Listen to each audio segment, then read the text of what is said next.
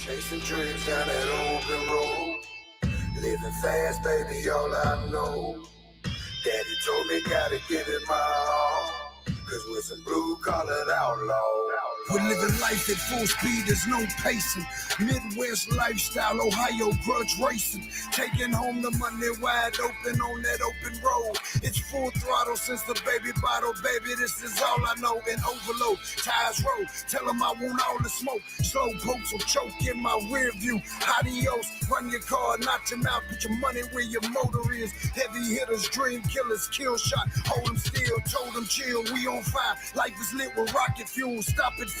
Blue-collared outlaws, you think you talking to? Winning attitude all on the line and we ain't about to lose. Beat the brake pads off, knock your car up out the shoes. Line them out, chalk them up, underdogs on top again. Never say die, we from Columbus, so we gotta win. Hard working, fast running outlaws, a street racing. All your dreams is in my tail lights, you can keep chasing.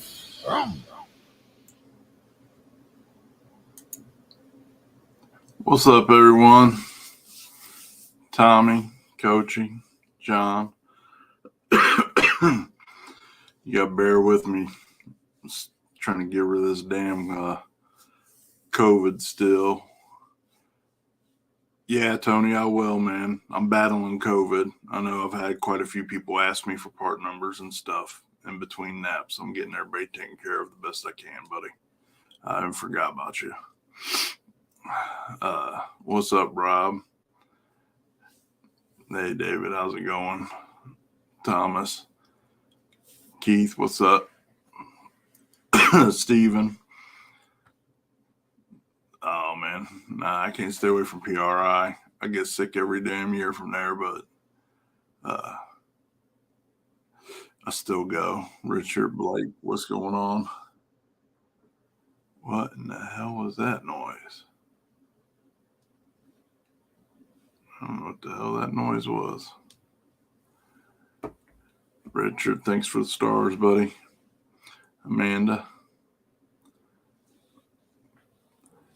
Ron, getting better every day, man, but still not 100%. Ryan, what's up, buddy?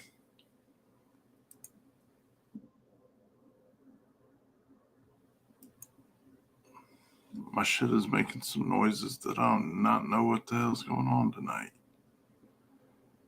Yeah, she's right here.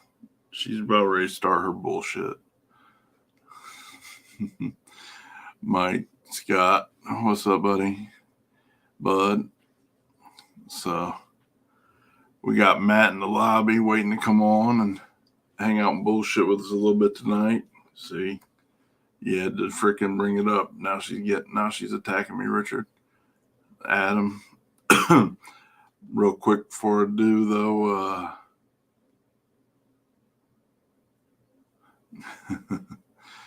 thanks, Denise. Before we get going here, though, in my little off time here, I've been working on something for UNCAGED, so I'm going to preview this real quick, and then we're going to get right to it because I don't know that this will be a very long live feed. But I can't. It's Monday. I can't not do it, right? So here, tell me what you guys think. I got way too much time in this thing. I'm pretty happy with it. Hope you guys enjoy it.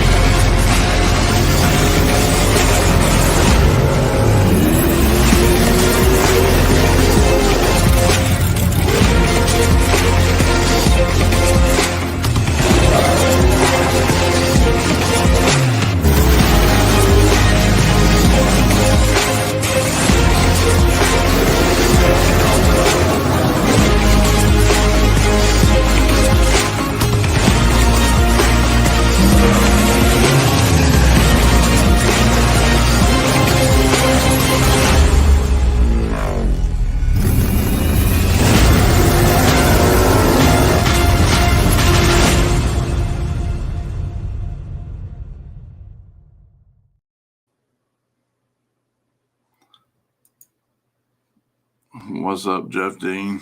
I still gotta get with you, man. I just been I gotta shake this COVID first, brother. So Uncaged, we got man, I got a lot of good news and updates for that one, man. It's gonna be a banger in 2023. I got a lot of great things planned. We'll talk about that another time. We're going to put Ohio on the map in a big way this year. I got a ton of awesome shit planned in the works, and a lot of excitement around Uncaged already.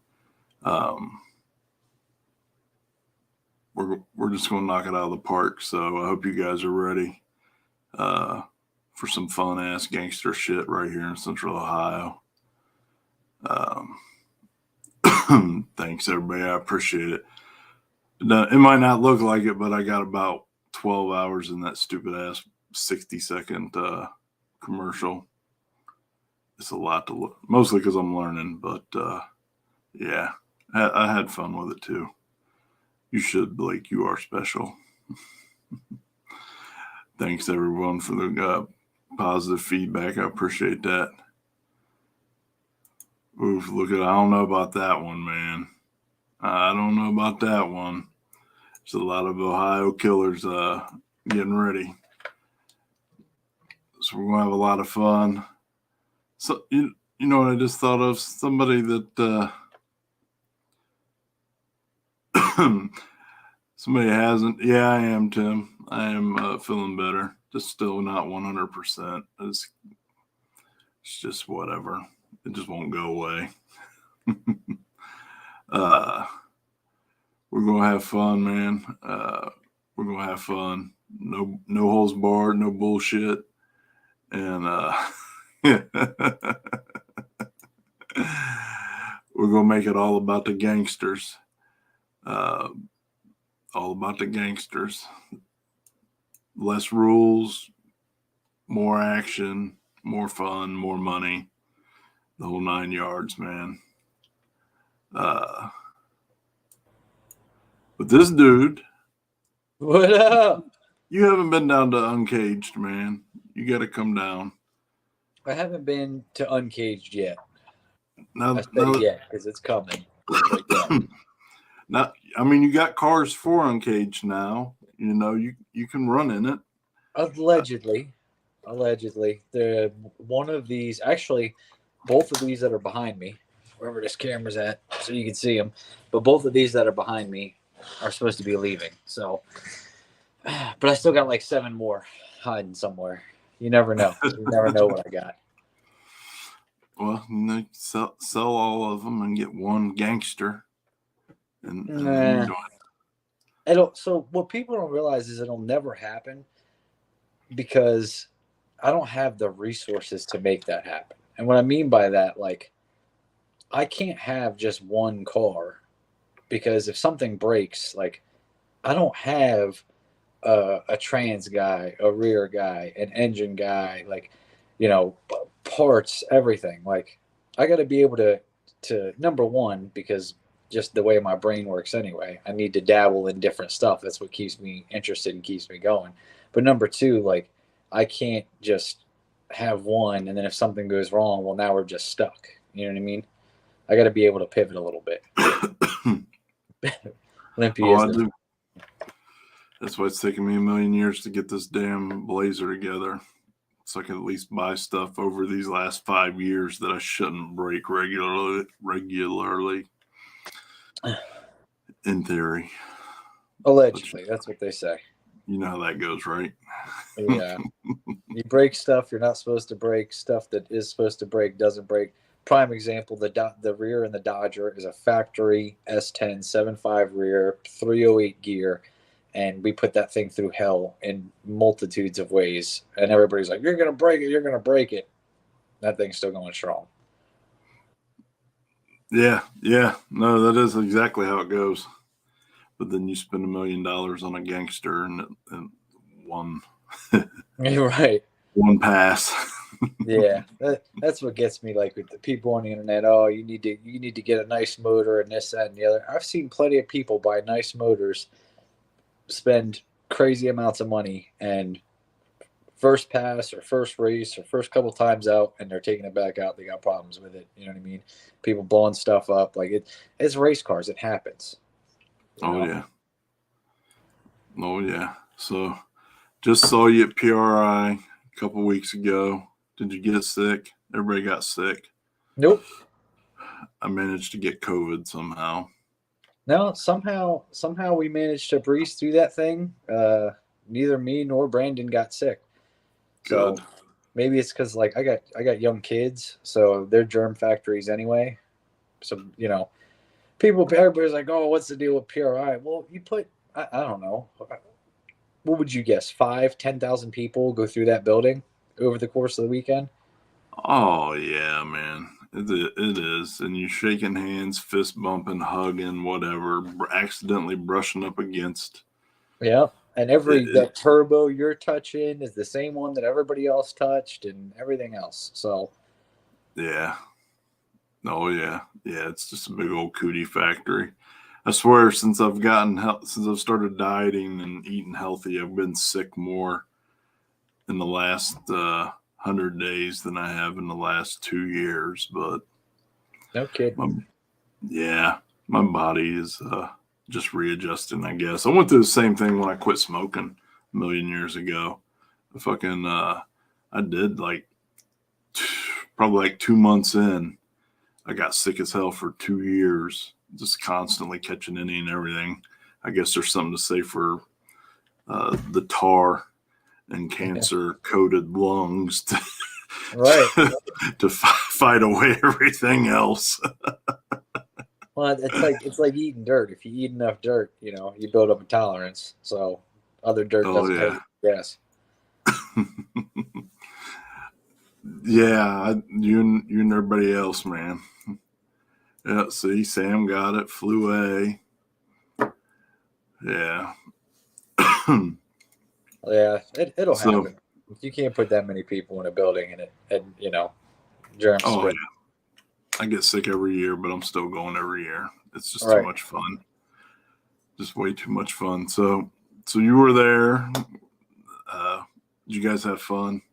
Oh, I think I we saw had you a couple times, but we had a blast. I mean, you know, PRI. A lot of people got opinions on PRI and who should be there and who shouldn't be there and autograph this and blah blah blah that. And, at the end of the day, I don't really get wrapped up in that stuff. Like it's one of the largest industry trade shows, for our industry, and those experiences are what you make of them.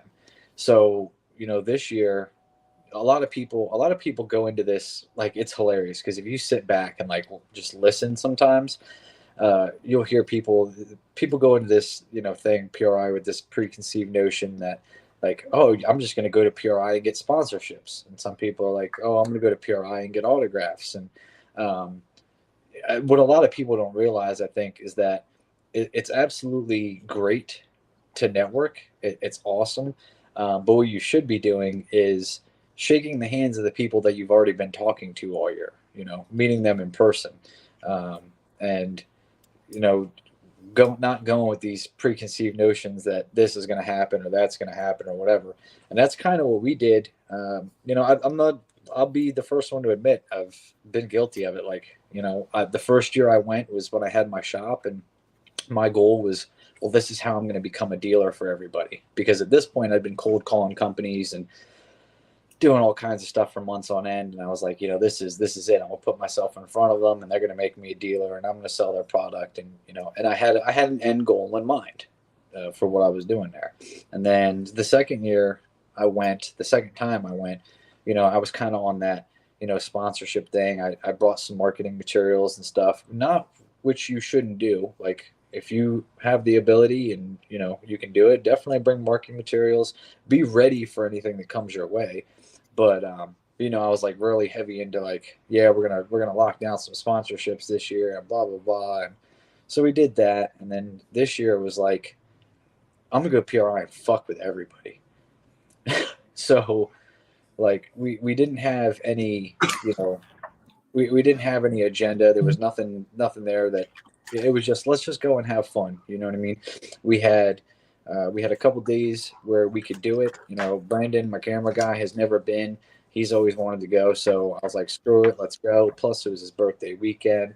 Plus, we had the ODSS banquet, the Outlaw Diesel Series, which people may or may not know, like I'm heavily involved in other ways. ODSS banquet, the Outlaw Diesel Series.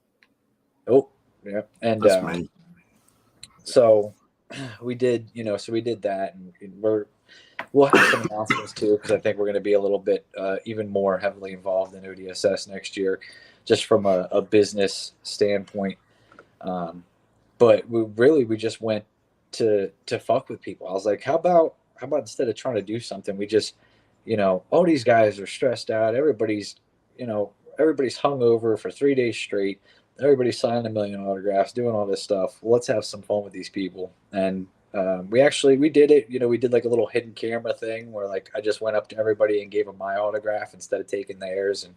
And everybody was a good sport about it. We had a bunch of fun, made for a good video, good laugh. And just by going in with that kind of a mentality, it actually ended up being, I guess depends on how you define success of PRI, but it was probably one of our most successful PRIs ever. Yeah, no, I'm saying I went Friday for business with a whole business mentality, and I just ended up fucking off all 3 days basically. Yeah. I talked to people. I had appointments that I couldn't miss, and I took care of those. But as far as meeting new people and this, that, and the other, no matter what your agenda is, everybody always has some sort of an agenda going to PRI, I feel. Oh, absolutely. And even on the stand of the people, what do you call it? The vendors, I guess you want to say. Like, they're there to announce new items and, bring new stuff to market or let people see what they've been working on, or even to a point where it's good advertising, I guess, to an extent. I got asked a few times, like, how come you're not bringing Shitbox? And the answer there is just flat out, like, it's pretty expensive, and I don't see the value in it for Shitbox. Now, if it's a company where like we, say our goal is to bring in 100 new dealer accounts, well, then we go to PRI. Like, that's a feasible thing. But for me to just put the brand out there just to be there, well, anybody who's been there can tell you, you're never going to see everything. Like, it's impossible. You could try to make a plan you could do anything you want, but the amount of times you just stop and something either catches your eye, or you get caught in conversation, or you catch up on an old friend or whatever, like, you'll never see everything. So you got to be in a pretty good spot, and those are crazy expensive. I was gonna do some off the wall marketing, and it was highly encouraged that I do not do that, for the sake of ever being allowed to go to PRI again. So, like, dude, I was getting ready to like get buck wild. I was gonna hire some models in Indy to just walk around, and I had made up, we were little flyers that we were gonna print out, and that said, like, we could have spent money on a PRI booth, but instead we gave the savings to you and make it like a coupon code for the website. But like insane. Like, I wanted to like litter PRI with it, like 50,000 pieces of paper with this, shit on it. And then just hot girls walking around, because that just gets everybody's attention anyway. And they're like, no, you can't do that. Like, you can't go hijack PRI. You got to pay for a booth and do this. And, I'm like, oh, well. Oh, yeah, they're all about the money. Which, it's a big show. It takes a lot. I mean, when I say that, I don't mean to, I'm not demeaning. It's a big ass show. It takes a lot of money, so they got to make sure they're getting their cut. Absolutely. The Shitbox Supply offer jet engine fuel lines, asking for a small tire truck. That's Beasley. I seen him earlier post up that jet engine, and I forgot I was going to comment. Like, That's Dude, one way to clear the starting line. Let me. That thing is rowdy. I love it. Let's see if you guys haven't seen it. So, yeah, small business can't afford it. So let this be your PRI booth. Right. And help spread the gospel this evening of Shitbox Supply, and to all of our followers, man. Tell them, those that aren't familiar with it, explain it to them, and those who are, maybe educate them a little further before we get too deep into it. Absolutely, I did grab.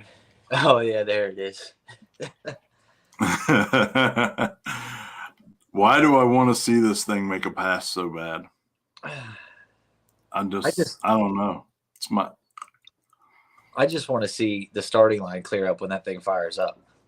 Oh my God. Dude, I love jet cars, and I've been on the line with some radical shit, but I will not be on the line with one of those. Yeah. No. Fuck that. The scramble should be ignorant on it. How do you scramble jet fuel? Oh boy. So I'll give you the floor, man, and I'll throw questions. Anybody has questions as he's going along, throw them at him. That's what he's here for, to answer your questions. Absolutely. Well, look, so Shitbox Supply, we got hose. You know what I mean? That's how it goes down. I guess I'll kind of take you guys back to the beginning a little bit of what started it all, what caused it. I am through and through a low budget guy. I don't have tons of money. Don't get me wrong. I collect a little check from YouTube. I collect a little check from here and there, whatever. But it's not what people think. So it's, everything that I've always done in building cars has been on a budget. And we got to a point where I was actually looking at ordering fuel lines, line and fittings for myself, for a project I had going on. And I started to get into it and research it a little bit. And one of the things that I noticed was that not all, and I don't want to say all because that's a blanket statement, but some of the predominant companies in the industry, they were all manufactured in China. And regardless of what anybody thinks about Chinese manufacturing and this, that, and the other, flat out, the way that our world works is a global economy. Like, we buy and sell and trade things to tons and tons of countries, and China happens to be one of them. Now, you can get some real low quality shit, or you can get real good quality shit. Everybody that's running a freaking Holly has a computer in their car. Where do you think them computer chips come from? Do you think we're making them in America? Come on, let's be real here. So, there's obvious that you can get good quality. So I kind of set out on a mission to find a quality item that I could stand behind, that I could put my name on, that I could feel good about, and bring it to people without an astronomical markup. Now, there's problems that come with that. I understand business and theory and how things work, and to run a business, you got to make money and all that. So there's obviously things that we're not going to be able to do. I could take this same fitting right here. It has Shitbox Supply on it. We can laser engrave a different logo on it, and I could raise the price twice the amount, and then a whole different market of people would buy it, just because some people believe in car parts you have to pay more money to get a better product. And that's not necessarily the case, but that's a form of thought. So, I did my research. I got product samples, talked to manufacturers, went even as far as I was in the garage cutting all these things in half. We've got all the weights on them. I've got the weight of other brands, similar brands, competitors, all that kind of stuff. And it got to a point where I was like, I landed on a manufacturer, and I said, all right, it's time to do it. So we started that, and literally started at the beginning of COVID. I actually knew about COVID before most people did because I was already dealing with China at that point, and they were already experiencing it. And I was like, oh, this is going to be fun. So I started a Chinese-based company right at the beginning of COVID, and somehow we've managed to grow that into, I think we're about to cross our 3,000th order. So it's just in the last couple of years, it's been insane. And then along the way, we've grown and we've done other things. And I see Dan's question, so I'm gonna get to that right now. Dan, is your hose PTFE lined? So right now, no. We do have 6AN that's PTFE lined. You're talking about two different types of hose. Not every hose is PTFE lined. Some is rubber. Like this is a rubber core with a stainless steel wrap and a nylon braiding on the outside. And then the PTFE, which I don't have any examples of because we only have 6AN right now. But that is the plastic inner liner. So it's not whether or not our hose is or isn't. That's two different kinds of hose. So, it's a, I don't know how it'd be like a Snickers bar and a Twix bar. Like they're both candy, but they're two different kinds of candy. But you do carry both styles. We do carry both styles. Right now we focus heavily on the rubber core, stainless steel wrapped, nylon braided stuff, just because that's most popular, and it allowed us to have a product that we could have. We've got what's called a shit happens, no leak guarantee, where if it leaks, you just hit me up, I send you a new one. Bam. So we've got that, which I could count on one hand in the last couple of years how many times something's been warrantied. Not for a lack of like, oh, I'm not going to warranty that. Just it hasn't happened. So we're knock on wood. We're doing very well with that. But then throughout the years, the last couple of years, we've done a number of things to try to challenge ourselves and, kind of challenge the industry. I know that there's going to be certain limitations we have by not having a 1,000, 1,500, 2,000% markup in a product. When you have that stuff and you sell it very heavily, you can do more things in business. But I also wanted to prove a point, and one of the points I wanted to prove, because I got some folks that are real haters, and usually they scream made in America and blah blah blah, and half the time half the shit they're using isn't made in America anyway. But product right here, we ended up coming out with a line of turbo flanges, which we've got in T3, T4, T6, everything from single 2.5 or 2.25 in a T3 to dual 3-inch. Here's a stainless T6 with a dual 2.5 inch inlet, and this is a made in America product.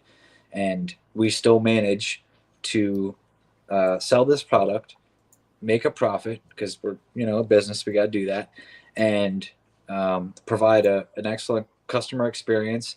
And I still would say probably one of the most reasonably priced flanges on the market.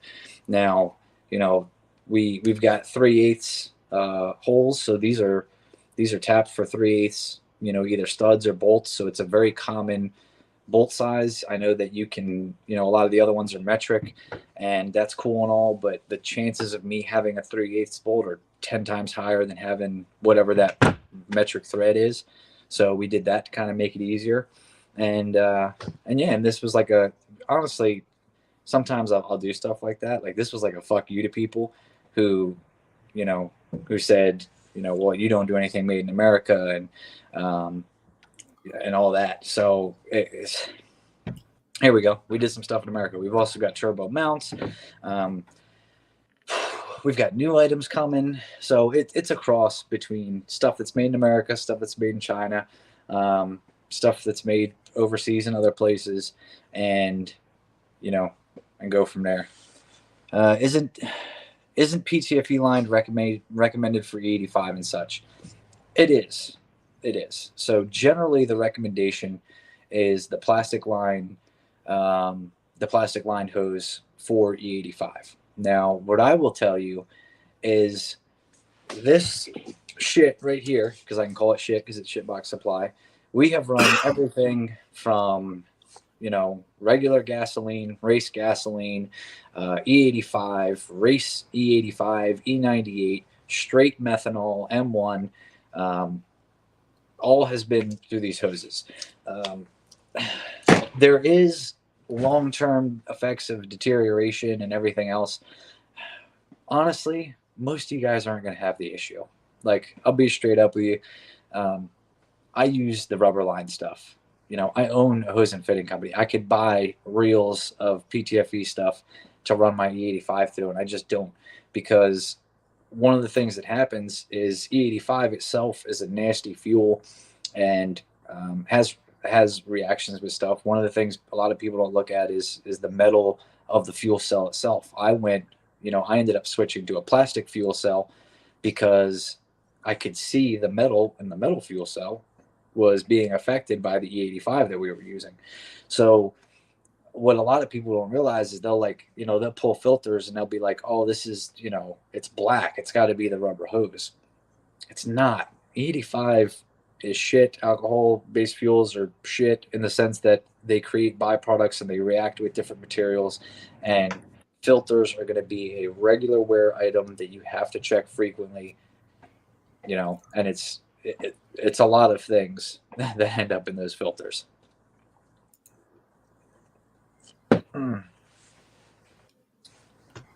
Now, that's not to say, we will do it. We'll get the PTFE in every size. We'll do that. We'll make it an option. Honestly, my drawback at first was the legitimate nature of just being scared of doing that, because we offer the shit happens no leak guarantee, and those hose ends go together a little bit differently than regular rubber, stainless steel braided stuff. So there is a higher chance of failure due to assembly error. And I was like, man, if I do that, because there's an olive fitting in there it's not a crush fitting, and just sometimes people understand that they try to over crush it, it doesn't work right. And so that was honestly what kept me from doing it. And then we started using this stuff, and I can't even. There's a lot of people in the world that have it. Like I said, we're about to cross 3,000 orders, and I very carefully, I talk to people. Any of the warranty stuff, I ask a lot of questions, and it's not because I want to disclaim a warranty. I don't want to. I don't want to, stop you from, from us warranting this part. I just want to know what's going on. And sometimes people get a little defensive about that, and they get a little upset. And it's like, I'm not doing this to be a jerk. It's because I want to know what's going on. I want to know what happened. What was the situation? How did we end up in this failure? Because you're only as good, as your latest failure. So I want to make sure that we can do what we need to eliminate them. And some of it is just is what it is. Shit happens. That's why we got a shit happens thing. Some of it is rubbing. Some of it is, customer installation. Some of it is sometimes shit just comes out of the box bad. That's another step that we take. I don't know if everybody knows this, but every single fitting is touched by hand and inspected before it leaves. We've got a box where we put, ones that don't pass quality control. And it could be for something as simple as just a little bit in the turn. You see how this thing spins freely. It could just be, it's got a little rough spot there. And that rough spot could be in the pin. It could be in something, whatever. It doesn't matter. We're not going to put it in your hand. We throw it off to the side, and we maintain a quality control standard. So that's what allows us to not have so many warranty claims. Great product. Use it on my 79 Malibu and 88 Mustang. Absolutely. A lot of folks have been using it in a lot of different ways. From a business standpoint, I know we're going to be doing some work with ODSS, the Outlaw Diesel Drag Series, next year, specifically with Shitbox. And obviously what I continue to do with YouTube, no prep, my own damn self, we're just going to keep pushing it.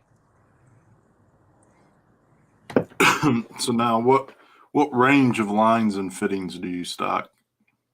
So right now we started with 6, 8, and 10. Now we've got 4 to 16 ORB stuff, NPT, different adapters, swivel connectors. We've got Weldon, Weldon aluminum bungs, Weldon O2 sensor bungs. We've just got a mess of stuff. Every day it expands. We got fuel cell fittings. Right now I have a whole batch of bulkhead fittings that we don't have listed as for sale yet, but we've got a whole bunch of bulkhead fittings that are coming in, and we got to go through it, sort it, everything, get it all up on the shelves and get it out. So the thing is that changes often.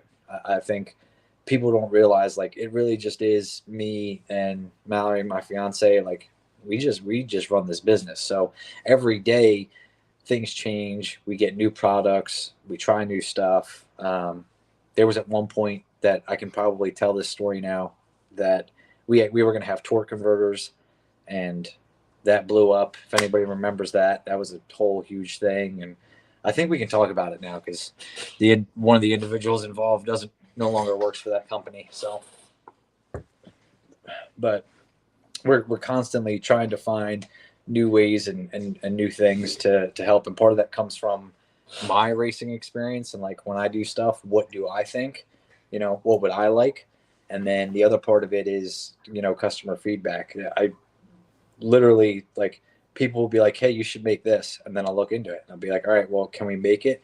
Can we make it a quality product? Can we make it a quality product that's affordable? Because that's the core of what Shitbox is. And I hope I never lose that. Like, don't get me wrong, I hope to become, successful and much more successful than I am right now. But I hope I never lose sight of that core. And it's, can the average guy afford it? And is it a quality product? Can we stand behind it? And if it checks all those boxes, then it's something we can, look into. And some products we can't. We're like, it just doesn't work. But some we can. So we try to take those on. So how critical is properly sizing your fuel system with the correct AN size? Not as critical as people make it out to be, but still very important. So people tend to go overboard, and there's nothing wrong with going overboard, right? Like, if you want to buy your fuel system once, number one, likely it's not going to happen. At the end of the day, this is a rubber lined hose with a stainless steel, surround and nylon wrap. Like, it's going to be a wear item. Rubber doesn't last forever. But if you want to buy your fuel system one time, if you want to do the big lines from the start, absolutely just do them, do a 10 a.m. feed and an 8 a.m. return. Now, if you're doing methanol, that's a different conversation. But it's more about matching your setup to your fuel lines than just, what is the size? Because if you're doing, for example, E85 requires something like 30 to 40% more fuel, than gasoline, and then methanol is like another 50% or something on top of that. Like, it's crazy. So you talk about you start to get into fluid dynamics a little bit, because I worked as a firefighter for years, and part of what we did was mess with water hose and put water through hose through a pump on an engine, which is essentially the same thing as a fuel pump. And you monitor the different ways that things are affected, and volume and pressure are not the same thing. I think a lot of people don't understand that. You can have pressure with, without a dramatic amount of volume. I can make something 100 psi, but the amount of fuel just isn't there. And ultimately, pressure is going to, cease to exist if you don't have the volume to follow it. But you can have plenty of volume and no pressure, and then all just returns. So it's more about, like I said, choosing the parts that are right for your build and your project from the start. Our number one seller, by a freaking margin, is 6 AN straight. Is a 6 AN straight hose end and 6 AN line. And it's because it's, number one, versatile. You can use it for transmission lines. You can use it for fuel. You can use it at a number of places. But the fact of the matter is, most people are going to be fine with 6A inline. Like, most people. Now, racers, you should be thinking at a minimum of an 8AN. You know what I mean? To a 10AN, depending on what fuel you're using. But the thing that I try to instill into myself and everybody that's around on the team is like, hey, it's not just no prep race cars. Like, that's not all we do here.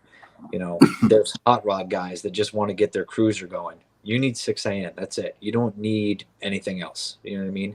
Your car makes 450 horsepower, which is great for a cruiser. It's great for a hot rod. It does not require that volume of fuel that, you know, that you would have in an 8 or a 10AN line.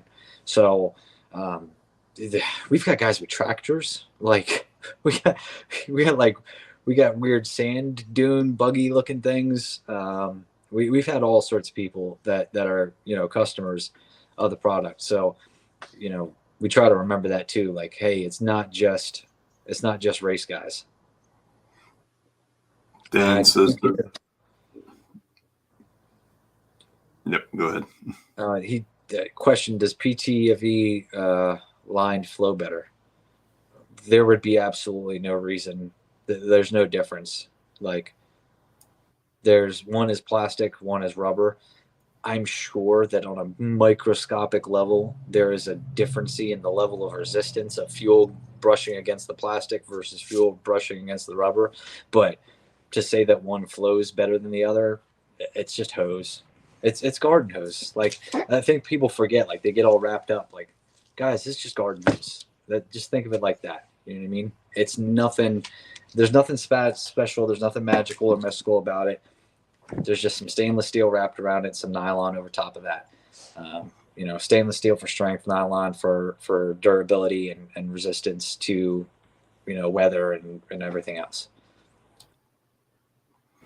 So, do you have a chart, or how would somebody who doesn't know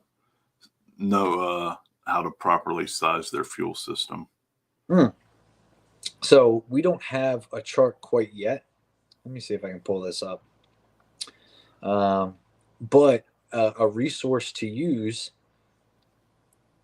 is, I'll show you guys here. If you go to snakeeaterperformance.com, they've got a whole booklet on sizing and designing and building your fuel system. So we'll probably end up doing something like that as well. Just general rule of thumb, you know, if it requires more pressure, it's probably going to require more volume. So to get volume, you're going to need size. Like, but I hate to generalize things, because it's, you know, a 400 horsepower fuel injected car will still be fine with 6AN. So, but you could very easily reach out on the, we've got Facebook, Instagram, all that kind of stuff. Don't be one of those weirdos that's like sends us a message and then we don't respond in like 2 hours. You're like, you guys are horrible and blah, blah, blah. Like, bro, it's literally me and my fiance. Like, we don't have a huge organization here. She's cutting every piece of line, packaging everything. And, you know, I'm doing all the other work for the business, and sometimes we don't get to answering the phone that quickly. I try, but, you know, it's as simple as a message. If you really have a question about what size it is you need, or what it is you would need. And I just posted the link to that Snake Eater page for everyone. Yeah. So you can, if you do have questions, you can size your stuff. Absolutely. You can know what you need before you get a hold of Matt. I think a lot of it too, like, and not to be this, like, I don't want to sound like an asshole here, but like, if you don't know what size you need, then you probably just need 6AN, because you're probably not building anything crazy. But if you don't know what size you need, like, research. One way to research is to ask. But I don't know about you, Josh. Like, everything I've learned has been from countless hours spent on the computer, and watching videos. The message boards years ago, message boards were a huge source of information. Even now, Facebook groups. I have an LS Swap Facebook group that's got damn near 100,000 members, and it's awesome because it's like self-sustaining. I don't do shit over there. But one thing we do is, just obviously keep the riffraff out of there and delete bullshit and everything. But research, a lot of people, there's a lot of stuff that just cracks me up because there's a lot of bad information out there. Not saying that I'm always right or know everything, but sometimes you just got to differentiate between what you think is good information and bad information. And if you think you've got bad information, then go elsewhere. So I got to give that warning with like reading on Facebook, because I think some people read things very literally too and don't realize half the time they're being fucked with. So. Oh yeah, no, the internet's a great resource. It's also it's a great resource. What that resource is, whether it's information, education, entertainment, or trolling. Yeah.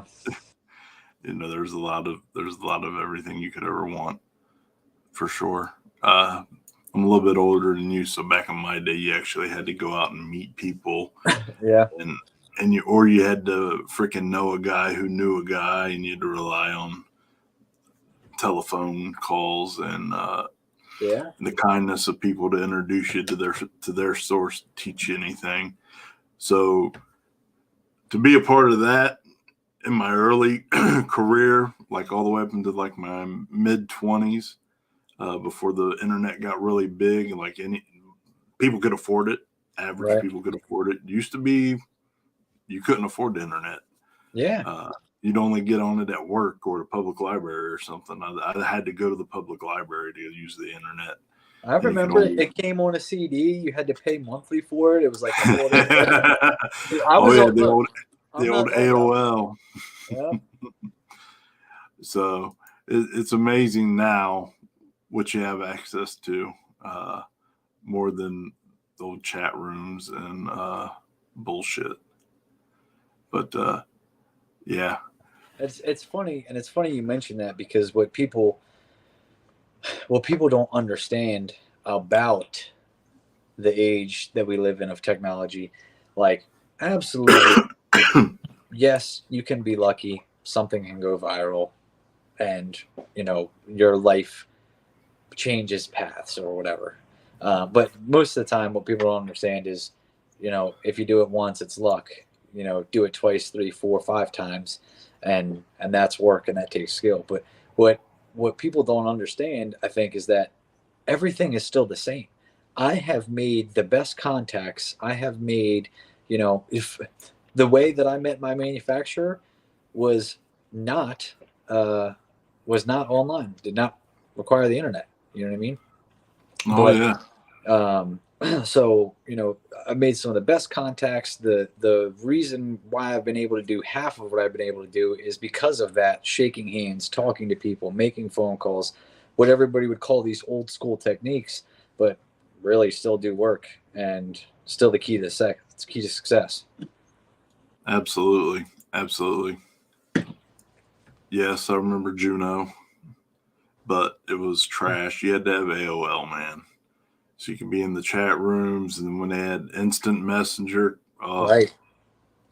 Juno. I don't even know anybody that used Juno. I didn't. I had AOL. Had to have AOL for whatever flipping reason. I think just because they were the Facebook at the time. Really. Oh, yeah. They had all the convenience features on lock. So you got fuel lines, fittings. I'm looking here. You have inline fuel line filters, replacement filter, or filter housings, replacement filters. Yeah. We've got a number of those.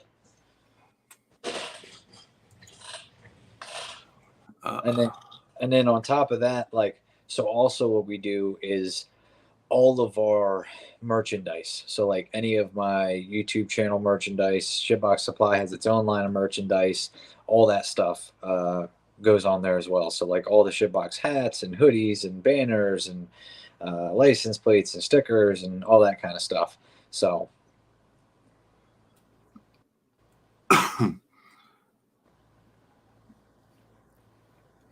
Oh God.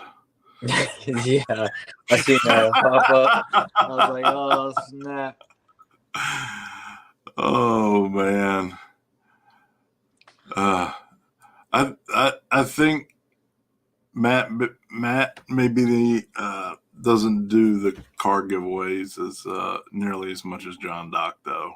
John seems to have one every freaking week, man. They have, and that's, bro, that's insane. Like, because you have to, like, there's actual math behind that, and believe it or not, as lowly as people think of me, I'm super huge a numbers guy. Like, I think about math and numbers a lot. We ain't doing advanced fucking calculus over here, but like the numbers of what your following has to be and how many T-shirts you have to sell to give away a car, and just break even, let alone some sort of profitability. Like an average T-shirt is $25. I mean, there ain't that much profit. Right. You better sell a freaking bazillion of them. Yeah. And right. So if you're, you know, even if you're just for simple math, you know, 25 times 1,000 is 25,000. Let's say you paid 25,000 for the vehicle and your profit margin is 50%. Like on a T-shirt, you got to sell 50,000 worth of T-shirts. Just to break even. Oh yeah. Just to break even. So, and you're like, well, 2,000 T-shirts isn't a lot of T-shirts. Shit. Yeah. You go sell 2,000 T-shirts and tell me it's not a lot of T-shirts. It's tough.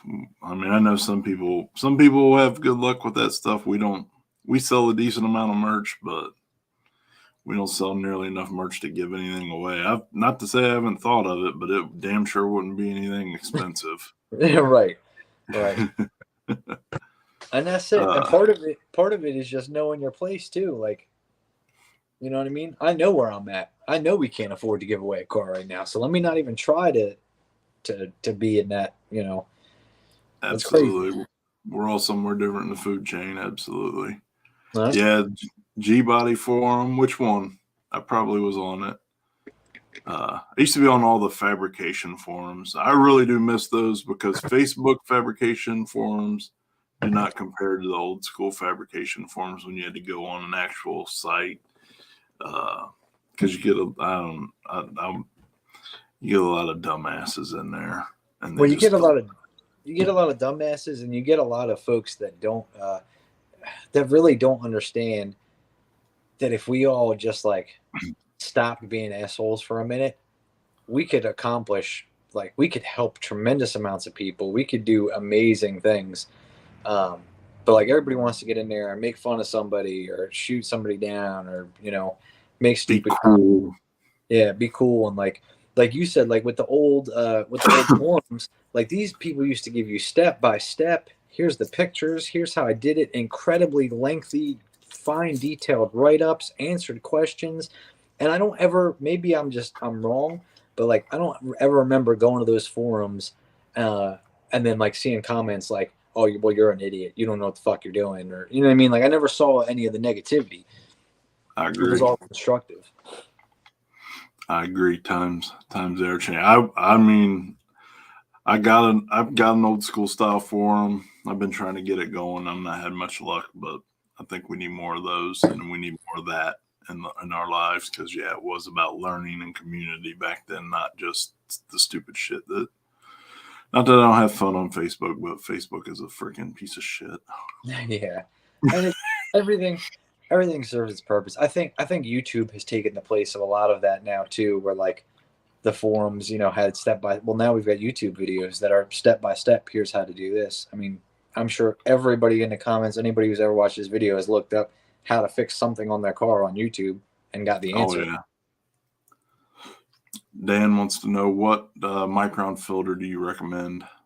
So the micron rating of filters and the material that the filter is made out of is dependent on what you're doing and what kind of fuel you're using. So microns, as the number gets smaller, they're literally holes, right? So say you've got a size 100 hole is big, a size 40 hole is this big, and a size 10 hole is this big, and a 5 hole is even smaller. So it just tells you how much can filter. You like that, right? You forgot what what live feed you're on. How would you roll? But see, I'm just look, We're like I'm little always kids. myself. So, so it's always going to be dependent. At minimum, you're always going to do a pre and post fuel pump filter. So pre-pump, which is fuel cell to pump, usually 100. Usually 100 is good for that. And then post-pump, you want to do, that's where it kind of breaks down on what you're doing. If you're doing fuel injection, well, the openings that a fuel injector opens versus the size of the holes in a carburetor are two different sizes. So you need a much finer, you need a 10 micron post pump filter, whereas for a carbureted system, you would need a 40 micron is going to be okay. I've even gotten away with 100 micron on both sides of the pump in a carbureted setup, and we haven't had too much issue. So it's going to be dependent on what you're using, and then like all manufacturers have recommendations. So like the fuel pump manufacturer will have a recommendation, the injector people will have a recommendation. Myself, I just kind of just divert to theirs. Like I don't need to have a separate opinion from those guys, but it's all generally the same. You need at least a 10 micron post pump on fuel injection.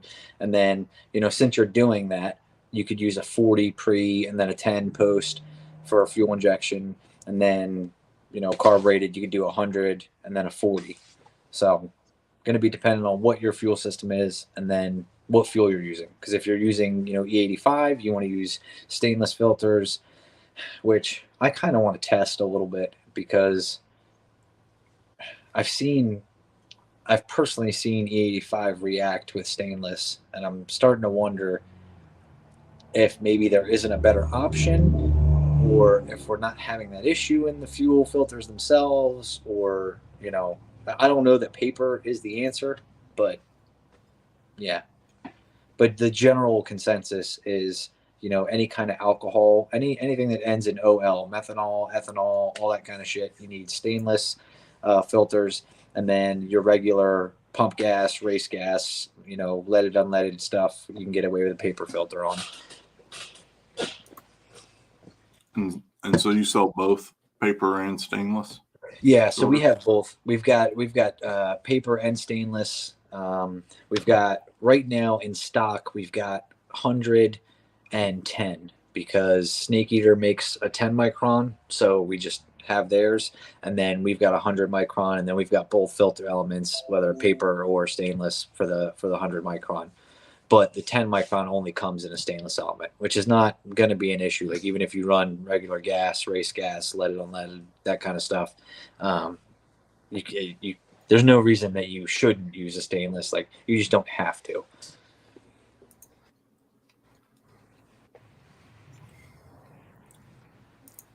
Gas and all. Yep, all the gas and hulls. But and we will at some point have we'll have a Shitbox 40 micron too. So we've actually got those. It's just I haven't released them yet.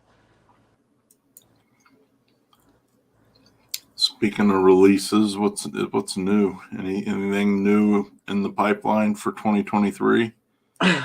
Well, there's a couple things, but not everything is, T's crossed and I's dotted yet and everything.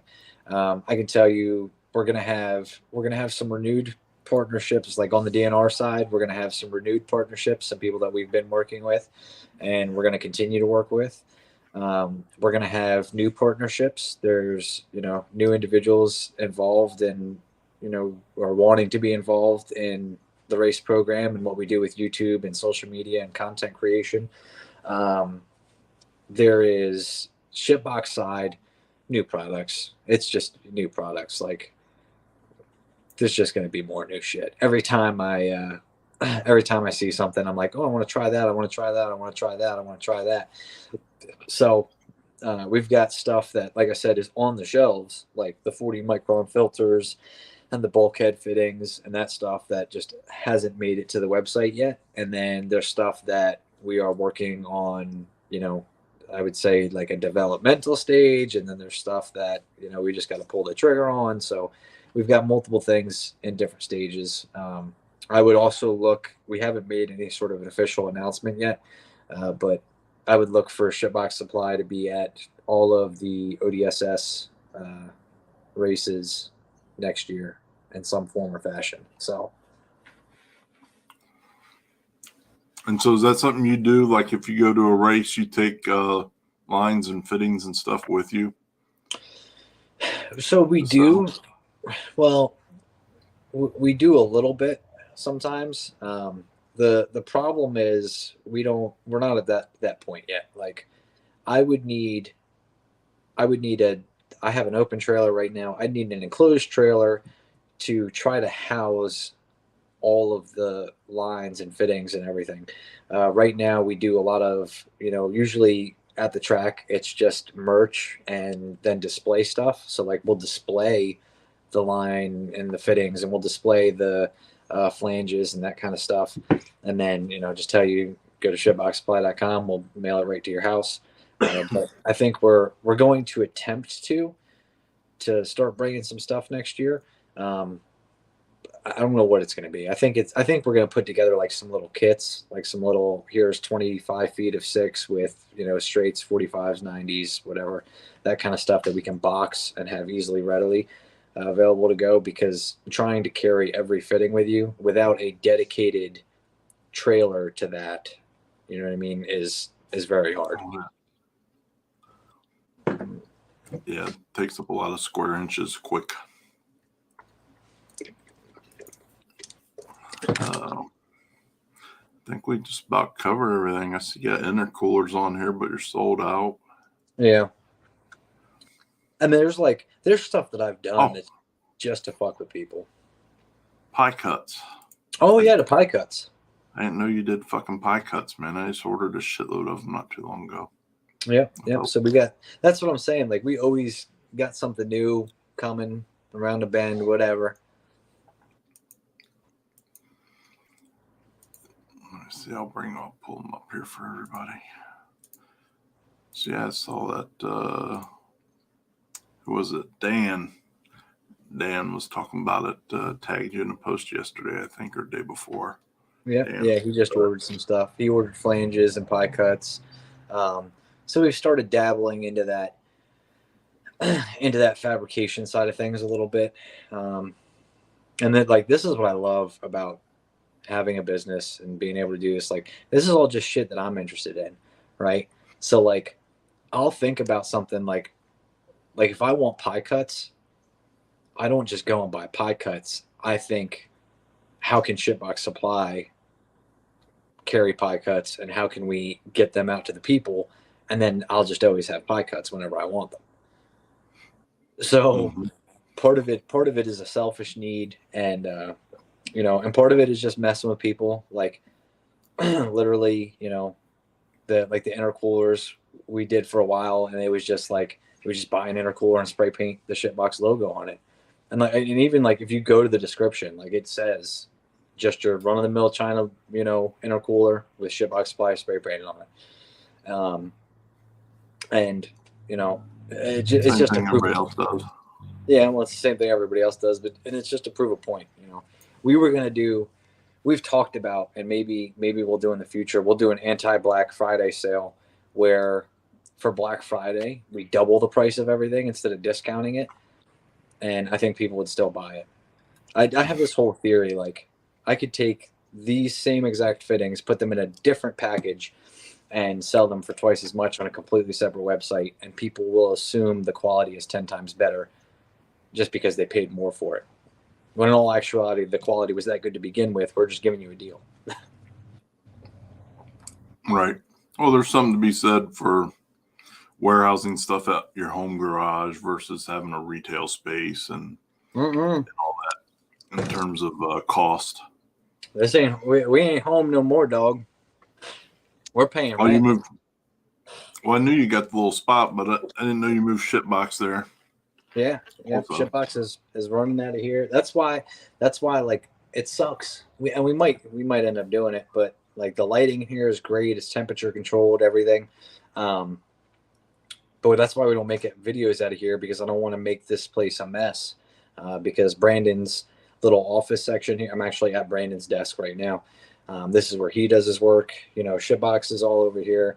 We're fortunate enough that at this exact moment, Shitbox doesn't take up enough space that we can't fit a car in here or two.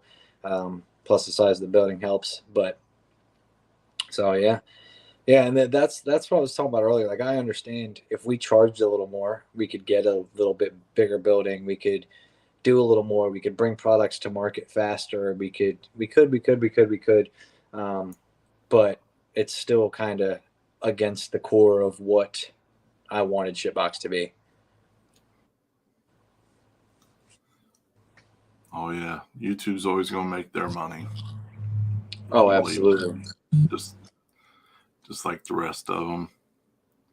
Did we cover the house meatball comment? Meatball's great. Meatball's doing great. She's living a dream. She's probably cuddled up with mommy right now. Yep, because it ain't bedtime yet. I love Shitbox. I do too. Big part of it is we get to have a lot of fun. Like, I can do whatever I want, really. You know, like we've got if you guys saw the last thing I posted, you know, we had the Shitty Claus ad, which, you know, it's your boy Shitty Claus. And like no other company is going to put out, you know, an ad that says Shitty Claus on it. Ho, ho, ho's. Like, you know what I mean? But we can. And nobody's going to stop us. And, you know, the buck stops here. So there's nobody for me to answer to or anything else. Like, we've got shirts that say fucking Pro Mod on it. And I was scared to bring them to events, and then parents started buying them for their kids. So I'm like, you know, I guess nothing matters anymore. We just do whatever we want. Yeah, I mean, you know, it's either going to work or it ain't. That's all. Are you willing to take the risk? Absolutely. Have some fun. What's up, Sean? Jason, I know you do. You're a good dude.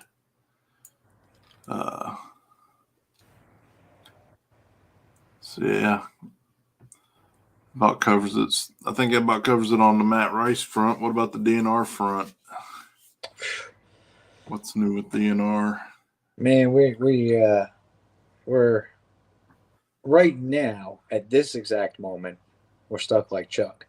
I've got the engine from the Novas in the machine shop because everybody bitched and whined and griped, and you gotta do it the right way and stop messing with these junkyard motors. And see right here, when you're gonna fix your car, right?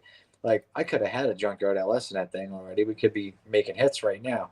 But we decided to change things up a little bit and, you know, try to put a nicer piece together, because I want to race more next year. And actually, I got a fun pop quiz question for everybody, and Josh will have to remind me to give them the answer.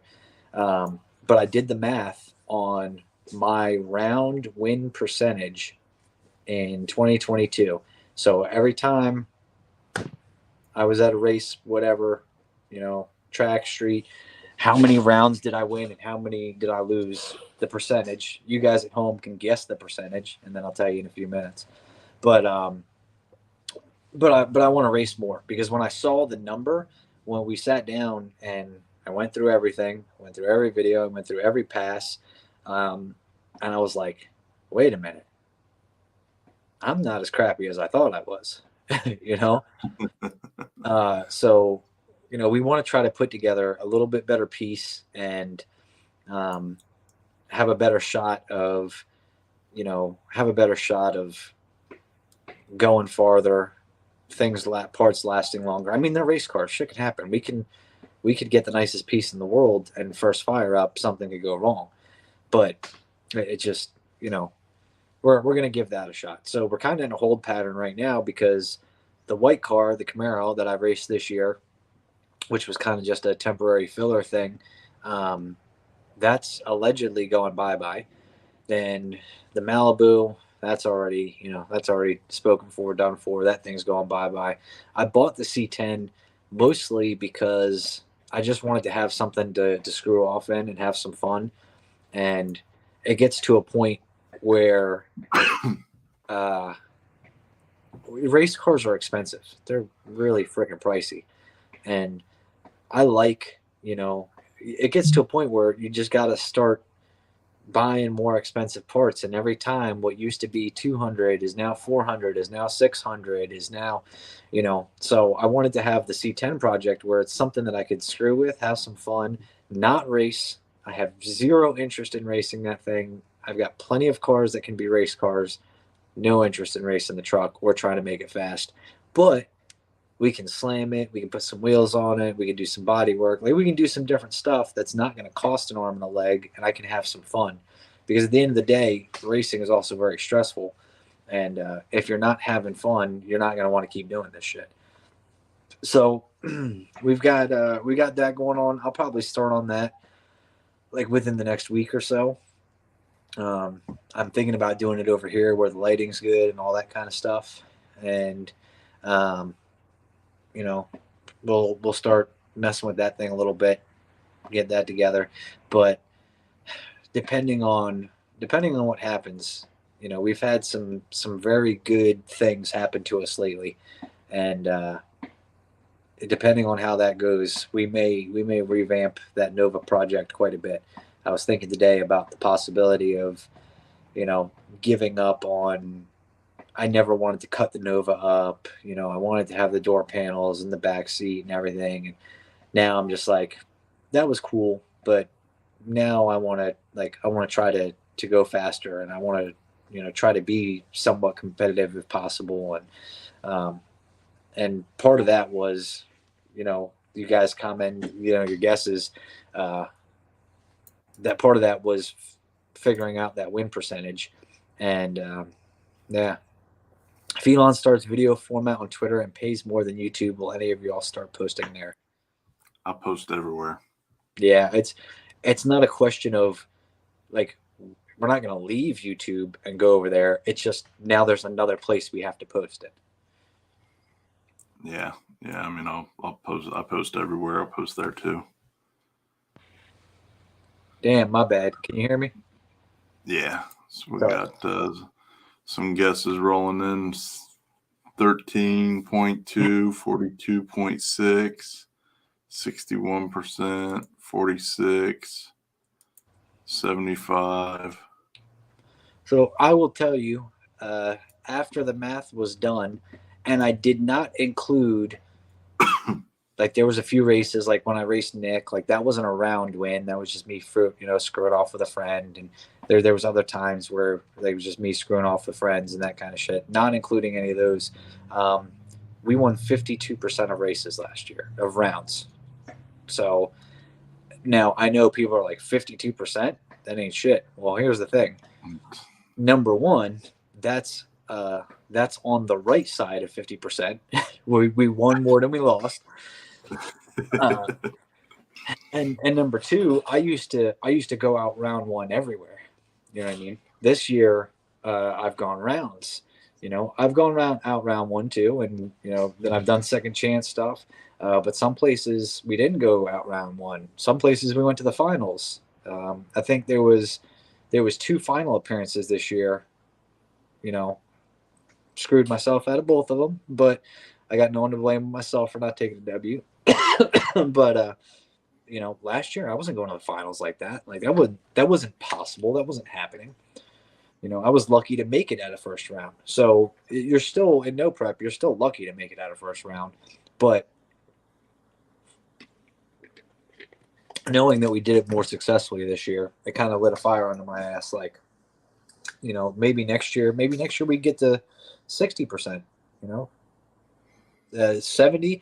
When you start getting to them numbers, like I think Joey Heichel said it the other day that like his win with chances that he would win an event or something when he showed up was like 77%, which is great. I would have thought it was like 92%, but and think about how much that man wins. So you know what I mean. 77% is a fucking lot if you look at how much he wins. Oh yeah, no, it is. It is. So, well, sweet man. Anything else you want to cover? No. I wanted to thank you guys, man, pushing on. I seen you made a whole crazy ass schedule. You got interviews lined up for like months, which is dope. So all the way through April. Yeah, that was the one thing that came out of PRI that one of my unexpected gifts. I got a lot of awesome interviews. I got some really cool stuff coming up. So it's good to just help everybody spread the word. And, education, man, it's to sound like a fucking Saturday morning special, but I mean, that is the key to anything. That's how we're all going to grow and get faster. And so now you guys all have a new resource. If you were aware previously, or if you weren't, and if you were, now you know everything that Shitbox Supply has to offer. And all of the things that he can do to help make your race program better, or your hot rod, or your, what was it, weird ass dune buggy stuff you said earlier. Yeah, we've got guys with diesel tractors, like I think like a pulling tractor, and some kind of sand dune buggy Jeep thing that we've posted a couple times. That dude's pretty cool. But yeah, so I mean it's fuel hose and fittings. It's not, its uses are universal, really. So fluid transfer. The thing is we fill a specific void. I feel like I'm not going to stand up here and say we are the best line and fitting you will ever buy in your life. Like, look, our shit don't compare to Brown and Miller, but not everybody's got Brown and Miller budget. So there's a place for everybody, and I'm happy in that place that we're at. Hell yeah, man. You guys come a long way, man. I'm happy for you.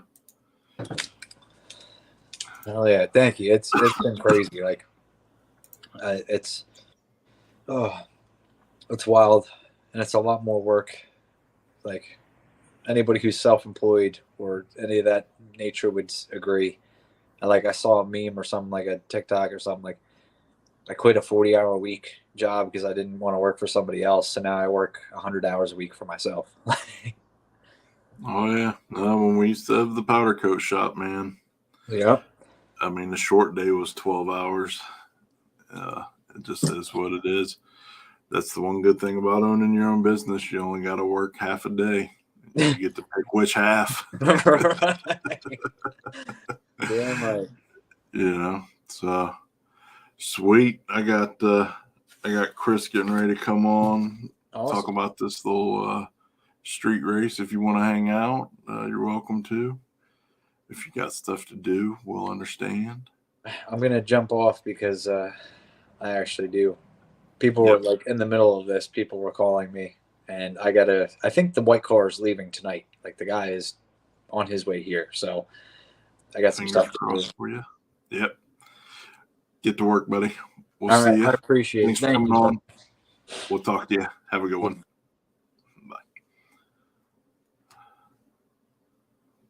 Bye. What in the hell? What's up? Texas? What do you got over there? Texas? It's just my Texas sign. You could have sent all of those files on one transfer. It told me that there was only so much gig left that I could have sent. I like to have never sent them to begin with. I was like scrambling. So. Yeah, no. Yeah, no, you should be able to send me up to 20 gigs. Oh, oops, my bad. Let's see. What the fuck? Now they're talking about a security issue. Oh, God.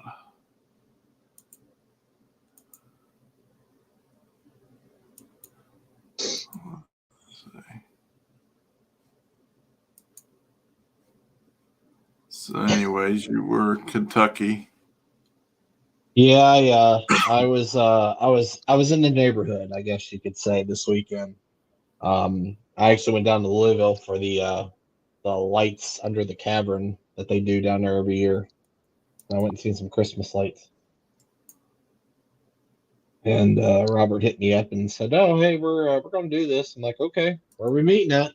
And so we met up and had about 13 cars. It was 27 freaking degrees, and it was colder. It was so freaking cold.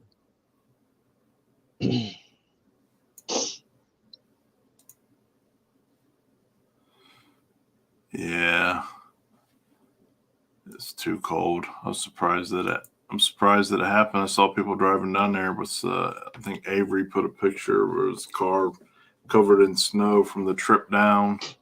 Yeah, it was snowing like on my way down. I'm like, is this really going to happen? But it was far enough south that it wasn't doing anything down there.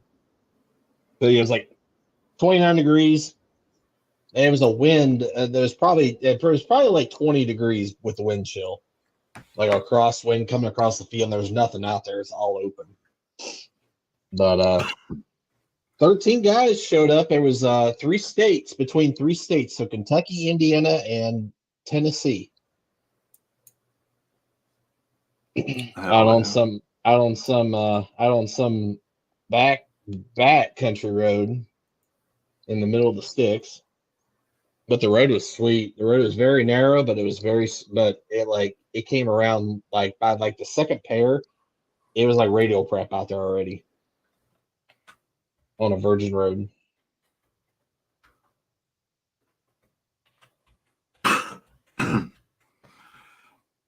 Yeah, I watched a little bit. Sorry, something. I don't know what the hell's going on with this damn account now. I watched a little bit of it, but I'm sleeping a lot here this last week. Fucking COVID. I haven't had a chance to go back to it yet. Yep. And watch the live.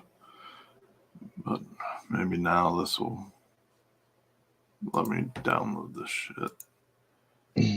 Fuck. No, John, this is just I found a new way to put my camera up above my computer. So now you're looking at it from this way instead of that, so I can actually look at the screen at the same time while I'm talking.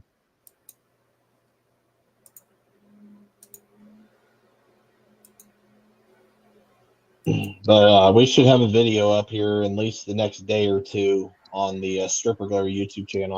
I filmed the entire race the other night. These are just some clips from my videos.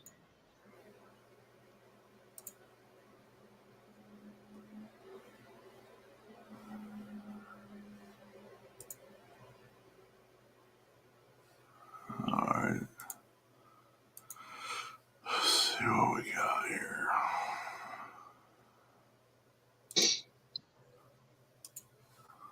All right, I got some of them now.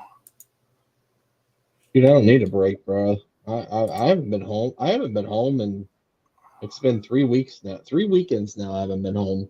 This next weekend coming up, I might be the only time I actually might be home this month, because the following weekend I'm heading south. I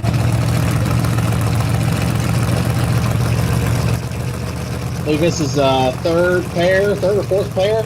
This is Kevin Fields and a C5Z with a big block of nitrous.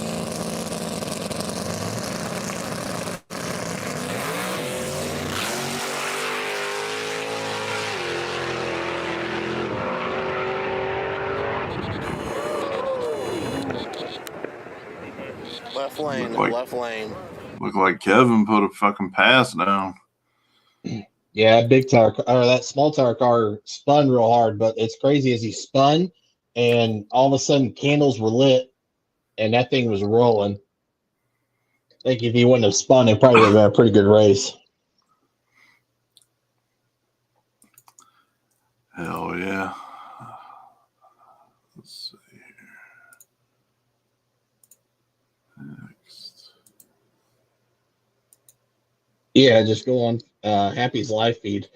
This Corey Stamper was tagging me and everything. Round one. This is first pair out. First pair on the road. Shane Embry versus Dwayne Duncan. What's up, Ashton? I sent you a burnout video. I thought I sent you the actual video. Thanks for the start, homie. I sent you the wrong one. But that was a virgin road when they started on it. Chip and seal.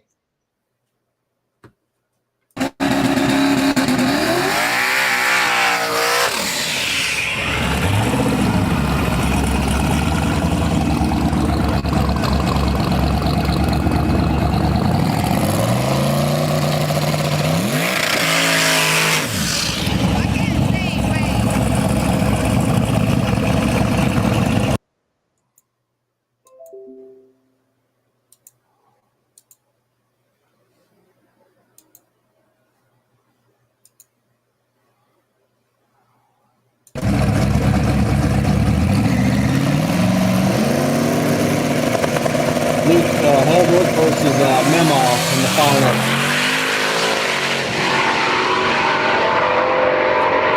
That's left lane for the win. Left lane wins it all. Left lane for sure for the win. Hell yeah. Preston's and Momo. Tough combination to beat anywhere. I don't think I've seen Momo on the street for shit. Yeah. I don't know if I've seen Momo on the street. Yeah, they must know that road pretty well because they had thrown out a $500 off the trailer first round to anybody that was racing, and nobody didn't want it. Well, Preston's test all over Kentucky all the time. Yep. They're very confident in Kentucky because they go to all those spots.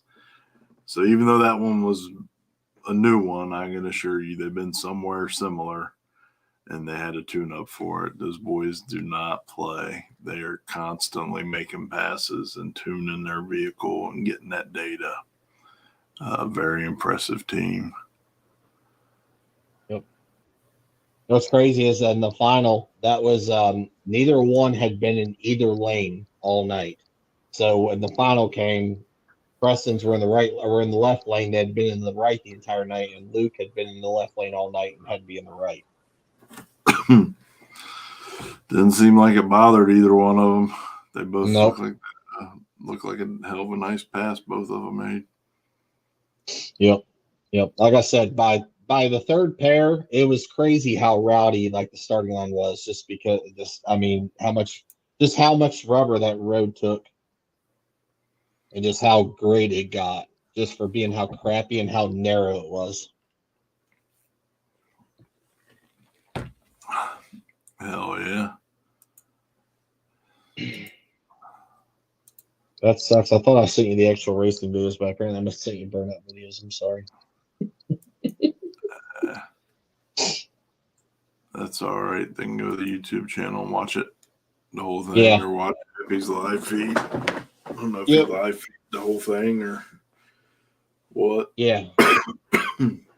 Yep. It was on Happy's personal page. They did the whole live feed and stuff like that. Like I said, we'll have a YouTube video up here in the next, I'd say, day or two. As long as you get Steven on top of it. But are the fast women good looking too? Because, kind of matters. Although there's a lot of beautiful women in Kentucky. Let me fix that before I get myself in trouble and catch a black eye next time I'm down there.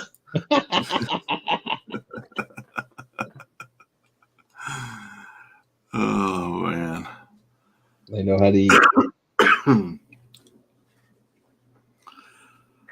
Yeah. So it'll be hey, chill out. Speaking of Kentucky, I got a cat that needs to go back to Kentucky.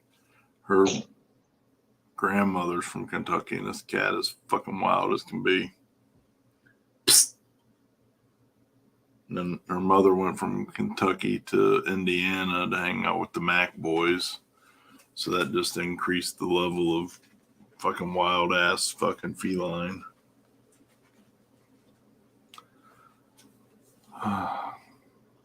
What's up, Ashton?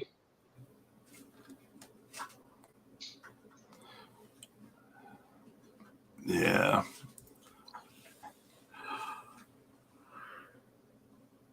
Well, it's a good time. Yeah. I think we got done about, I think it was around 2 a.m., a little after 2 a.m.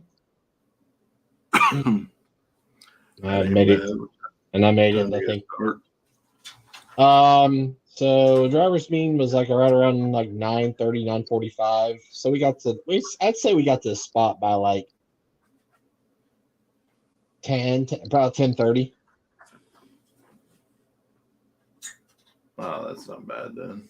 No, and there was only like, that's nice out there because it was out in the middle of nowhere. We only had probably about 4 or 5 cars come through that we had to move cars out of the lane so they could get through. It was a cool spot. They said if the law was going to get busted, if the law come busted it, they were going to go to a second spot, and then if the second spot didn't pan out, they were actually going to finish at Decker. Hell yeah. So we got one spot out of it, so it don't matter. Hell. Damn it. Yeah, if I wouldn't have been sick, I'd have went, but can't fuck with it. Oh, good. It happens. I'm just glad I didn't get sick out of all that. I was so worried. I was so worried when Tuesday came. I'm like, please don't. Please, let's don't have a repeat of last year. No, I was fine. I was fine till Tuesday evening. I ate dinner, and that was the end of it. It was fucked up. And then Wednesday, I took fucking COVID test and got COVID again. So it's my 3rd time. Whatever. Nope. Ain't as bad as the first 2, but Still got it. just lingers now. I need to get back to work. I'm tired of fucking being home. Can't go anywhere. Can't do nothing. Hopefully tomorrow when I wake up, I don't have symptoms and I can get back to it. Wait.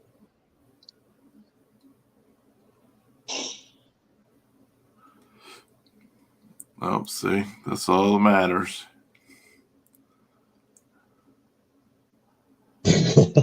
What's up, Adam? Oh, what are you guys doing? Were you guys in over there Saturday? Are you guys doing RCs? Wasn't no cars on the street, was it? There's a problem with Ohio. It's full of a bunch of idiots that show up and do takeover stuff to street racing, and they fuck everything up. I will give it to them guys. They had put a post out and told everybody that the street race was canceled, which actually worked because I would say there was only probably about 20 spectators out there that night. And don't get me wrong, like people get mad because they say shit like that, but I mean, it's if you're in, you're in. You're gonna know where the hell it's at. That's all there is to it. If you don't, just watch it somewhere. Just watch it on live feed, whatever, you know. I get it. I'm glad that the spectator count was low. That was kind of nice. I don't know. I pissed off all of Central Ohio when I started filming. When I said I wasn't telling spots anymore. It is what it is. But spectators fuck shit up. Bunch of stuff. Most of them decent, cool people. But then they invite their stupid ass cousin that shows up drinking and doing donuts in the middle of the intersection and fighting with their baby's mama and all this other stupid ass ignorant shit. And that's what fucks the spots up. I mean, it is what it is. Everybody just keep their mouth shut, show up and be cool, decent people, clean up after, not litter at all to begin with. Whatever. I could go on and on about that. You don't get invited to street races. You did it to yourself. More likely than not. Yep. No guilt. Yep.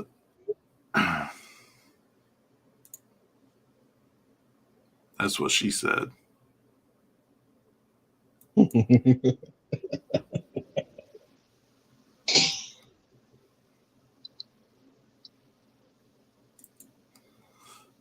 Oh, yeah. Yeah, nope. I mean, it was cool.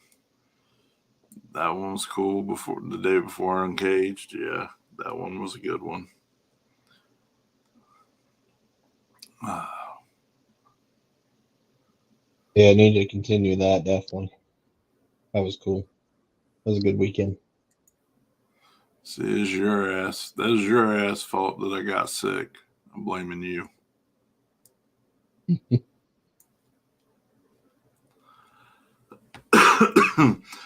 I always get sick every year. I just didn't expect it to be that. I can't fuck around with COVID, man. I just fucking hate it. But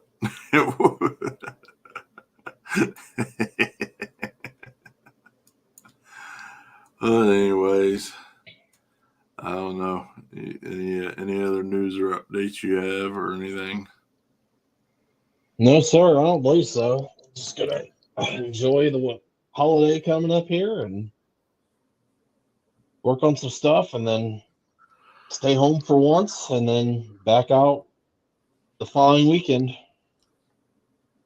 and heading south. Yep. So everybody yep, I'm gonna do the same. I think I'm gonna go to bed.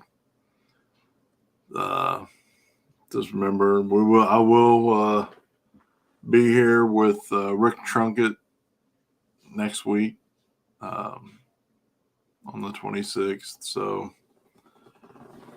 if you want to learn about EFI tuning, the first one is changing from carburetor to EFI. All kinds of stuff you need to know. Going to be a lot of great information, valuable resource for Q&A for you guys. So make sure you tune in. Rick's agreed to do 5 of these, covering different stuff each time. But again, also answering your any questions you have during the live feed. So it should be very informational and educational for everyone. If you're interested in EFI at whatever level, and it'll be good. Get you guys familiar with Rick. Great dude. And he also is up in the northeast there of Ohio, but he does training classes, which his first one he just posted, I don't know, last week, I think, and it sold out in 10 minutes. So I told him after coming on here, there'd probably be a lot of, because they're real cheap, they're real affordable. So there'll probably be a lot of you that want to attend them along with me, maybe even. So he's probably going to add a few more this season. Usually he does one a month, but he might add a few more depending on you guys.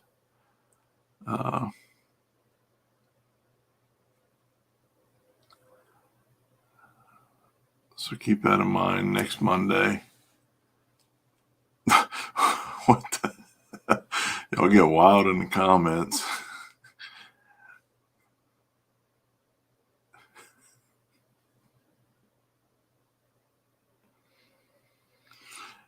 But if she's your girlfriend and your sister in Kentucky, is that cheating or is that illegal? I know it's not in West Virginia. They get down like that in West Virginia, but I didn't think Kentucky did. What? Comments are getting fucking wild. It's on YouTube? I was trying to be an adult, man. I was trying to adult some shit. Y'all on YouTube getting crazy. Yeah. Oh, Lord. Oh, boy. Yeah. Yep, John, enjoy your evening. Oh, John, you're already locked in on it? What are you doing? The first one? I didn't. I missed the first one. Well, I know that's a true statement.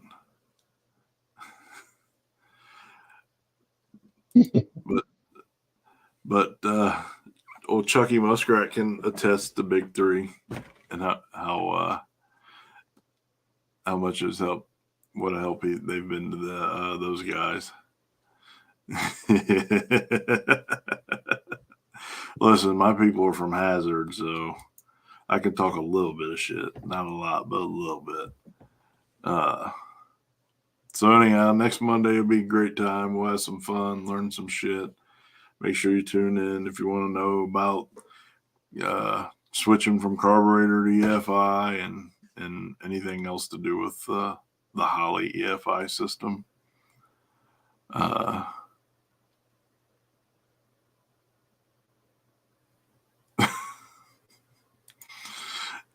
That should be on West Virginia's state flag.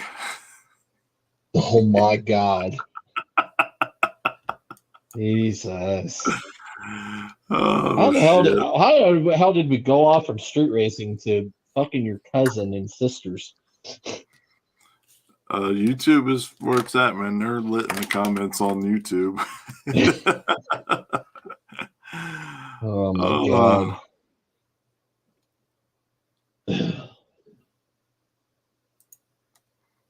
Oh yeah. Yeah, Rick will get you taken care of, man. So we're gonna I'm jealous. I saw the post like an hour later and it was already sold out. So I might have to get in on the second one. Last year I was gonna do it this past winter, and every freaking time I was signed up a couple times and my schedule just screwed me. So, but I'll be at one of these this year for sure.